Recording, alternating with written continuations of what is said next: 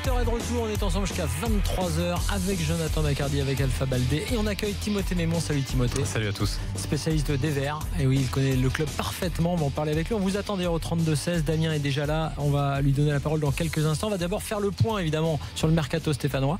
Les arrivées, les départs. On va commencer d'ailleurs par les arrivées, notamment Diony qui arrive dans le domaine offensif, mais pas seulement. Ouais, Loïs Diony qui est arrivé, qui constitue potentiellement le plus gros transfert de l'histoire de l'AS Saint-Etienne, parce qu'il arriverait autour de 7 millions plus 2 millions de bonus. Le plus gros transfert jusqu'à présent, c'était 7 millions 2 pour un certain Boubacar Sanogo. Effectivement, il y a une autre recrue, c'est Janko, cet arrière latéral droit qui arrive du Celtic. Il y a quelques doutes. C'est pas génial. Ouais, quelques doutes le concernant. Non, c'est pas génial. Les Celtics, je regarde beaucoup. Enfin, parce que pour mes origines, donc c'est un peu le seul club en Irlande. On n'est pas, les clubs irlandais sont tellement mauvais qu'on se rabat sur le club mythique de la diaspora irlandaise. C'est très très léger. Très léger. J'avais eu la chance de le commenter une fois. Il avait fait un match plutôt correct. Après, les supporters du Celtic ont envoyé des excuses aux supporters stéphanois pour nous avoir refilé Janko. Donc on va voir. Du côté en tout cas des espoirs, on continue à espérer un défenseur central à Saint-Etienne. L'équipe aimerait bien faire venir. Alors on a parlé d'Aïssa Mandi, ce serait sûrement un petit peu cher. Visiblement, en tout cas selon la presse brésilienne, la Saint-Etienne s'intéresserait à un certain Lucas Verissimo, un défenseur central de Santos, dont on ne sait pas grand-chose. Et puis, Oscar Garcia l'a dit, il voudrait faire venir 4 joueurs en plus des 2 qui ont été recrutés.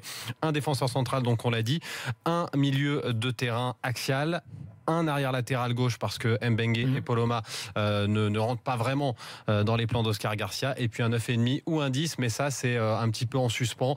Il y aurait la possibilité de prendre quelqu'un à droite, de faire jouer Amouma dans ce poste-là, à voir quoi. Alors on rappelle effectivement que Oscar Garcia est le nouveau coach des Verts. Juste un mot sur Bamba, un petit point Jonathan Bamba, puisqu'on était avec Olivier Piqueux. Il est de retour de près d'Angers. Pour l'instant il est avec les Verts. Pour l'instant il est avec les Verts, il lui reste 1 an de contrat. La Saint-Etienne voudrait le faire prolonger.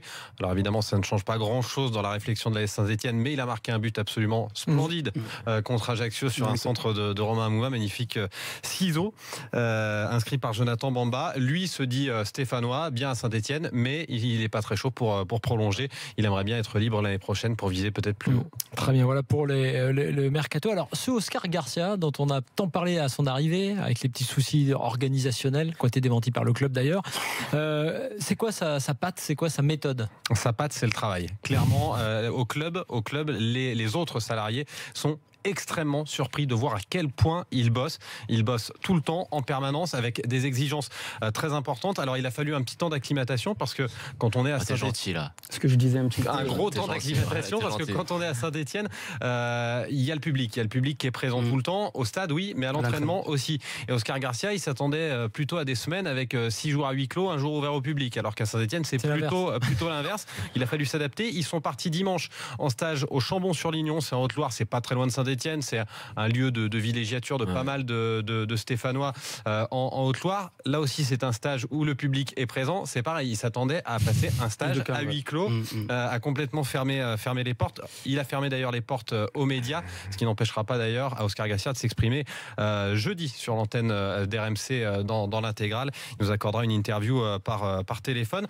En attendant, on le disait, sa méthode, c'est beaucoup de travail et puis surtout des exigences techniques très importantes. On l'avait annoncé, ces caméras autour du terrain, elles n'ont pas encore été installées. Pourquoi ? Parce qu'il ne faut pas simplement installer des caméras, il faut installer la fibre, parce qu'Oscar Garcia veut que les entraînements puissent être suivis en temps réel sur des tablettes par ses adjoints, c'est-à-dire avoir sous les yeux l'entraînement qui se déroule et avoir ses adjoints capables de voir des plans opposés. Timothée, tout ce qu'on a lu là dans l'équipe, c'était vrai ou pas? Non mais juste Timothée, mais qu'est-ce que j'ai pas pris dans la tronche en disant que l'effectif, les joueurs de Saint-Etienne sont très contents de l'arrivée d'Oscar Garcia et que les 3-4 premières séances effectuées par ce coach-là plaisaient à tous les joueurs qui étaient à Saint-Etienne. C'est la façon d'observer, mais également le travail qu'il avait mis en place depuis qu'il était venu, le peu de temps qu'il est là.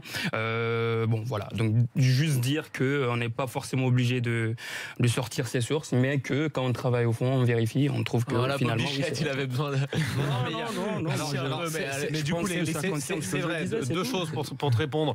dans ce qui a été écrit sur le plan organisationnel, il y a du vrai, il y a peut-être une partie d'exagération, mais il y a du vrai. On sait que Saint-Etienne est un club qui aime faire des petites économies sur des petites choses. C'est d'ailleurs pas un mal fondamentalement, sauf que parfois les exigences du niveau professionnel demandent d'être un petit peu plus large sur certains points. Et ça, Roland Romeyer, on a coutume de le dire, c'est un gars de la Haute-Loire, comme il le dit lui-même, un sou est un sou, et on n'a pas appris à compter avec des cailloux. Oui, c'est vrai que.